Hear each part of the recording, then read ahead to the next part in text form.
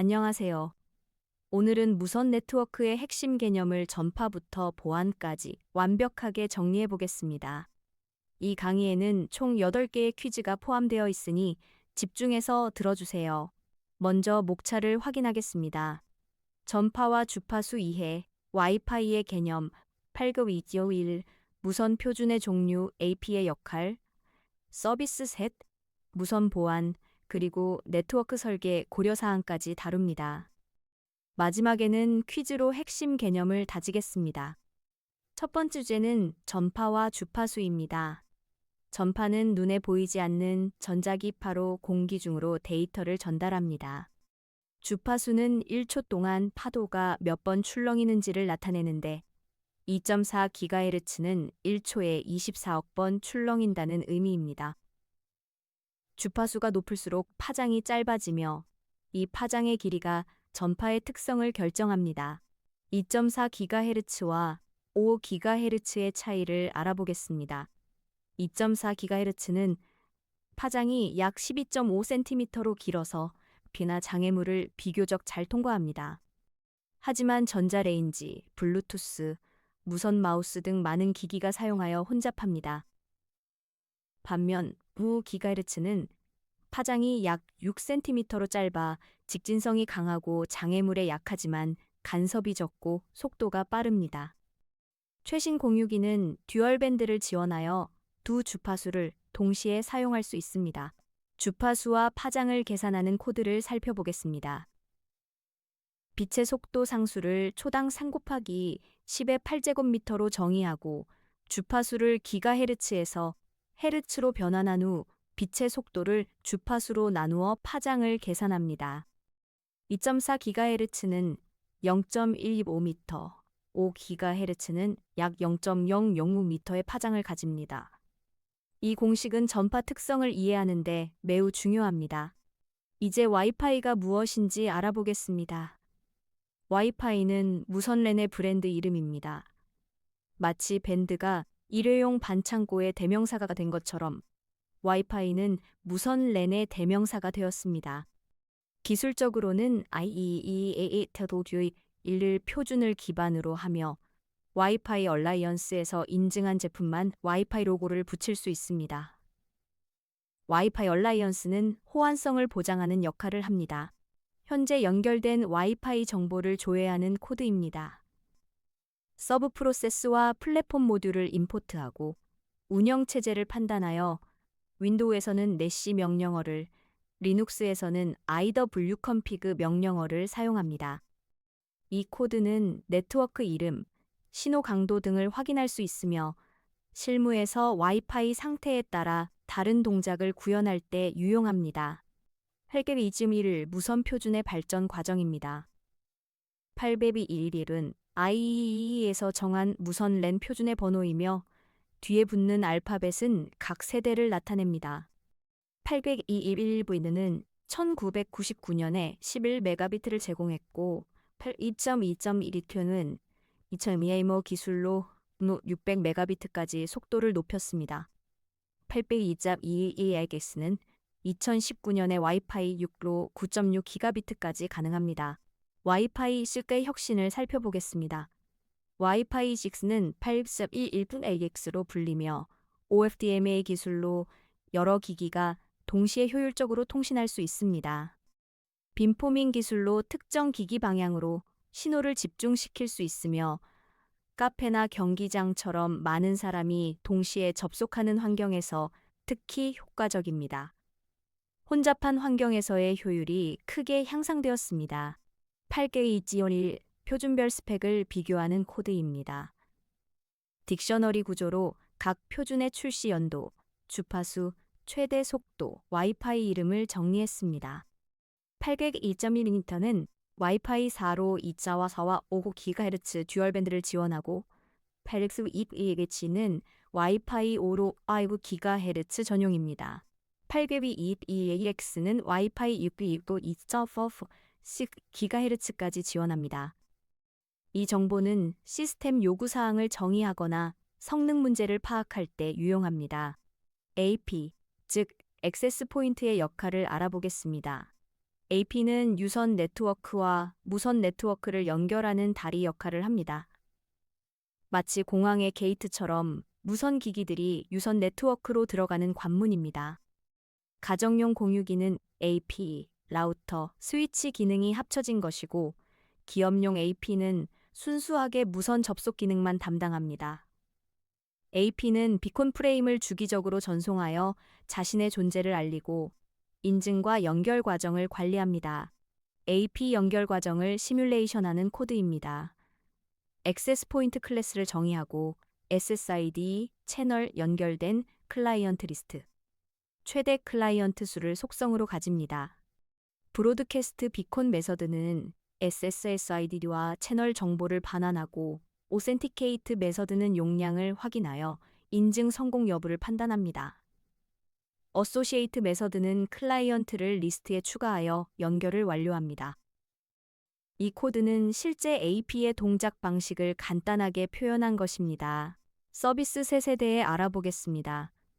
SSID는 무선 네트워크의 이름으로 최대 32바이트까지 가능합니다. BSS는 베이식 서비스 셋의 약자로 하나의 AP와 연결된 기기들의 집합입니다. ESS는 익스텐디드 서비스 셋의 약자로 여러 BSS가 모여 하나의 큰 네트워크를 형성한 것입니다. ESS 덕분에 여러 AP가 같은 SSID를 공유하며 로밍이 가능합니다. 로밍에 대해 자세히 알아보겠습니다. ESS 환경에서 사용자가 이동하면서 하나의 BSS에서 다른 BSS로 전환하는 것을 로밍이라고 합니다. 로밍 품질을 높이려면 AP 간 신호 중첩 영역이 20에서 30%조 있어야 끊김없는 연결이 가능합니다. 같은 SSID로 끊김없이 이동할 수 있는 것이 ESS의 핵심 장점입니다. 서비스 셋 구조를 시뮬레이션하는 코드입니다. BSS 클래스는 BSSSAD, SSID, 위치, 클라이언트 리스트를 속성으로 가지며 ESS 클래스는 SSID와 BSS 리스트를 가집니다.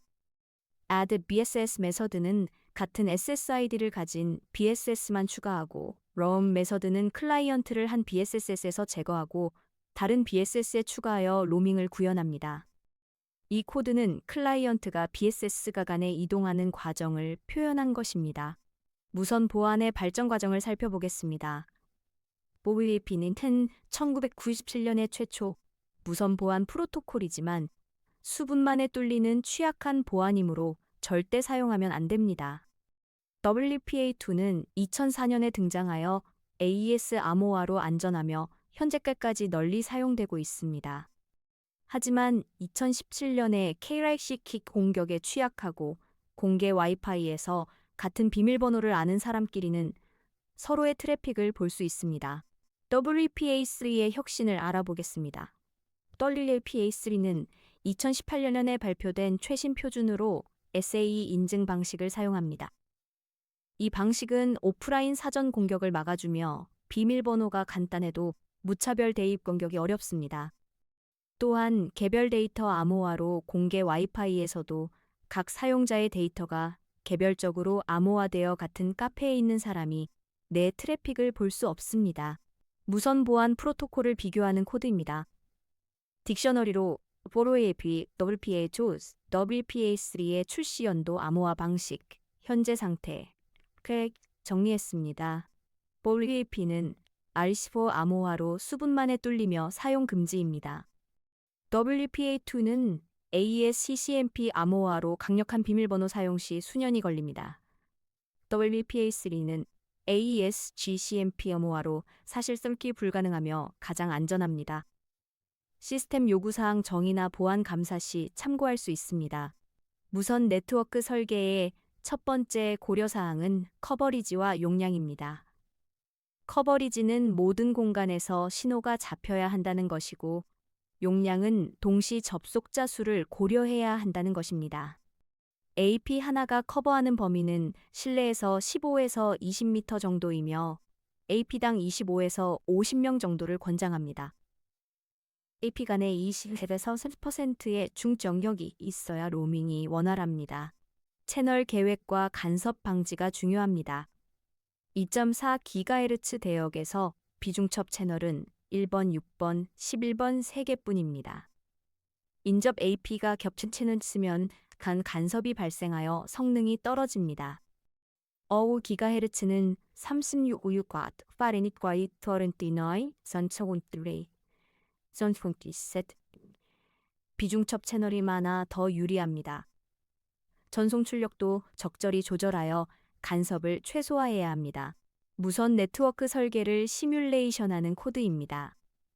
와이어리스 네트워크 디자인 클래스는 면적과 사용자 수를 입력받아 커버리지 기반과 용량 기반으로 필요한 AP 개수를 계산합니다. 커버리지는 원형 면적으로 계산하고 용량은 AP당 사용자 수로 나눕니다. Recommend Channels 24GHz는 1 비중첩 채널을 교대로 할당합니다. 면적 500제곱미터에 사용자 100명이면 커버리지와 용량 중 큰 값을 권장 AP 수로 제시합니다. 이제 학습한 내용을 퀴즈로 점검해 보겠습니다. 첫 번째 문제입니다. 2.4GHz와 9GHz 주파수의 특성에 대한 설명으로 올바른 것은 무엇일까요? 4가지 선택지를 보여드립니다. 생각할 시간을 드리겠습니다. 정답은 3번입니다. 2.4GHz는 파장이 길어서 장애물을 비교적 잘 통과하지만 간섭이 많다가 정답입니다.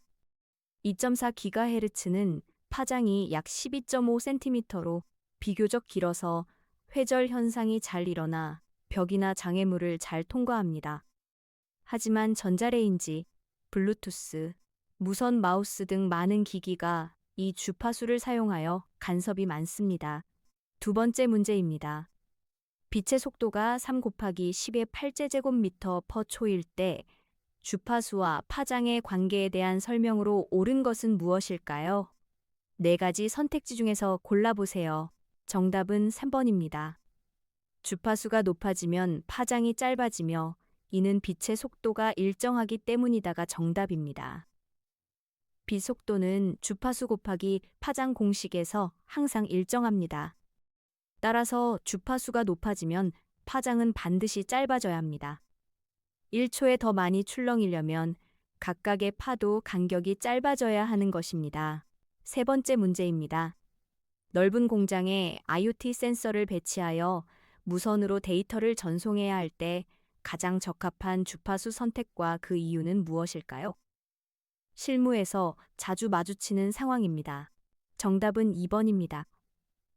2.4GHz를 선택해야 하며 파장이 길어 회절 현상으로 벽과 선반을 넘어 신호가 전달되기 때문입니다. 넓은 공장처럼 장애물이 많고 거리가 먼 환경에서는 2.4GHz가 적합합니다. 2.4GHz는 파장이 약 12.5cm로 길어서 회절 현상이 잘 일어나며 벽이나 선반 같은 장애물을 비교적 잘 통과합니다. 네 번째 문제입니다. 와이파이라는 명칭과 기술에 대한 설명으로 틀린 것은 무엇일까요? 와이파이의 본질을 이해하는 문제입니다. 정답은 3번입니다.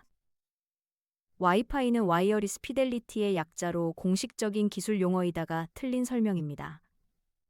와이파이는 와이어리스 피델리티의 약자라고 알려져 있지만 실제로는 공식적인 기술 용어가 아닌 브랜드 이름입니다.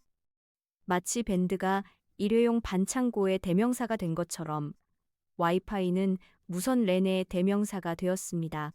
다섯 번째 문제입니다. 무선 네트워크 환경에서 2.4GHz 대역의 간섭 문제가 발생하는 근본적인 이유와 해결 방안으로 가장 적절한 것은 무엇일까요? 실무에서 매우 중요한 문제입니다. 정답은 2번입니다. 2.4GHz는 전자레인지, 블루투스 등 다양한 기기가 공유하는 ISM 대역이므로 듀얼밴드 공유기로 2.4GHz를 병행 사용한다가 정답입니다. 2.4GHz 대역은 ISM 밴드로 많은 기기가 라이선스 없이 사용할 수 있어서 혼잡합니다. 이 문제를 해결하려면 듀얼밴드 공유기를 사용하여 두 주파수를 동시에 활용하는 것이 좋습니다. 여섯 번째 문제입니다. 회의실에서 화상회의를 위한 무선 네트워크를 구성할 때 GHz가 2.4GHz보다 권장되는 이유로 가장 적절한 것은 무엇일까요? 정답은 3번입니다. 59GHz는 간섭이 적고 대역폭이 넓어 가까운 거리에서 빠른 속도를 제공하기 때문입니다. 회의실처럼 가까운 거리에서 화상회의를 할 때는 5GHz가 적합합니다. 5GHz는 2.4GHz보다 간섭이 적고 더 넓은 대역폭을 사용할 수 있어서 빠른 속도를 제공합니다. 화상회의는 높은 대역폭과 안정적인 연결이 필요합니다. 7번째 문제입니다. 주파수 계산 코드에서 calculate wavelength 함수에 2.4를 입력하면 약 0.125m를 반환하는 이유로 올바른 것은 무엇일까요? 공식을 정확히 이해했는지 확인하는 문제입니다. 정답은 2번입니다. 빛의 속도인 3 곱하기 10의 8제곱미터 퍼 초를 2.4GHz인 2.4 곱하기 10의 9제곱헤르츠로 0.0.125m가 되기 때문입니다. 파장은 빛의 속도를 주파수로 나눈 값입니다.